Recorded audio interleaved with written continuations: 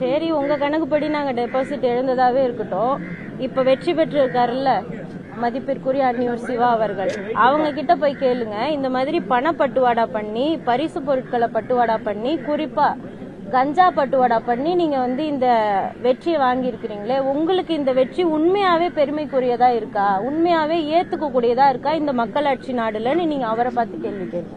எங்களுக்கு ₹1 நாங்க காசு கொடுக்கல, நாங்க ஒன்னும் வாக்க பெற்று இருக்குமே தவிர வாங்கல. எங்களுடைய ஒரு வாக்குமே விலை மதிப்பற்றது.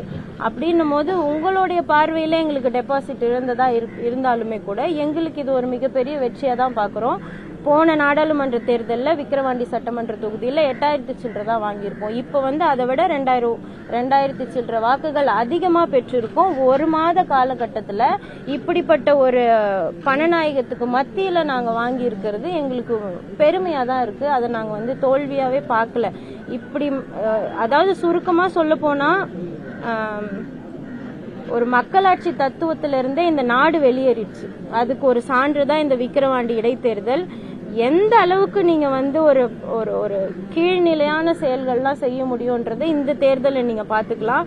வீதிக்கு வீதி, தெருவுக்கு தெரு டென்ட் போட்டு அங்க மக்களை அடைச்சு வச்சு மற்ற கட்சிகளை வந்து வாக்கு சேகரிக்க விடாம பண்ணது, கஞ்சா பட்டுவாடா பண்ணது, இளைஞர்கள் மத்தியில காணை பகுதியில கஞ்சா பட்டுவாடா பண்ணது, பரிசு பொருட்கள் லட்டுல மூக்குத்திக்கு மறைச்சு கொடுத்தது, இதெல்லாம் வந்து ஒரு ஒரு கேவலமா தான் நாங்க பாக்குறோம். இதுக்கெல்லாம் வந்து ஒரு தடவை கூட தேர்தல் ஆணையம்னு சொல்லிக்க ஒரு அமைப்பு ஒரு ஆக்ஷனுமே எடுக்கல. நாங்க எத்தனையோ தடவை சொல்லி பார்த்துட்டோம், இதெல்லாம் நடக்குது, இதெல்லாம் வந்து வெளிப்படையாவே பண்றாங்கன்னா, ஆனா ஒரு தடவை கூட அவங்க நடவடிக்கை எடுத்துதான் எங்களுக்கு தெரியல. அதிகாரம் ரொம்ப வலிமையா இருக்குன்றது தான் இதை காட்டுது. ஆளுங்கட்சிக்கு சாதகமா தான் அவங்க முழுக்க செயல்பட்டாங்க. ஒரு ஜனநாயக முறைப்படியே இந்த தேர்தல் நடக்கல. இது தேர்தலே இல்லையே, இது தேர்தலே கிடையாது. ஏலம் எடுத்திருக்காங்க. சுற்றுலே வந்து அவங்க முடிச்சிட்டு 1 தரம் 2 தரம் விக்கிரவாண்டி 3 தரம் திமுகவுக்கு கையளிக்கப்பட்டதுன்னு சொல்லி முடிச்சிட்டு இருக்கலாம்.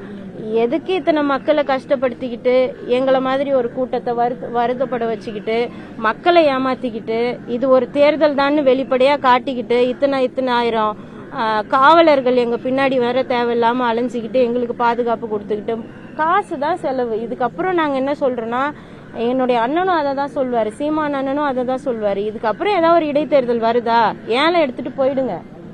வெளிப்படையாவே தெரியுது. நான் இப்ப மீடியாவாலையும் ஒன்னும் பண்ண முடியல, தேர்தல் ஆணையத்தாலையும் ஒன்னும் பண்ண முடியல, எதிர்கட்சினாலையும் ஒன்னும் பண்ண முடியல. அதுக்குதான் அவங்க பின்வாங்கிட்டாங்களும் கூட.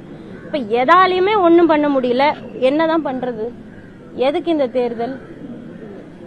அதனால இது வந்து எங்களுடைய தோல்வியெல்லாம் நாங்க பார்க்கல, இது மக்களுடைய தோல்விதான். பணநாயகத்தினுடைய வெற்றி, ஜனநாயகத்தினுடைய மரணம்.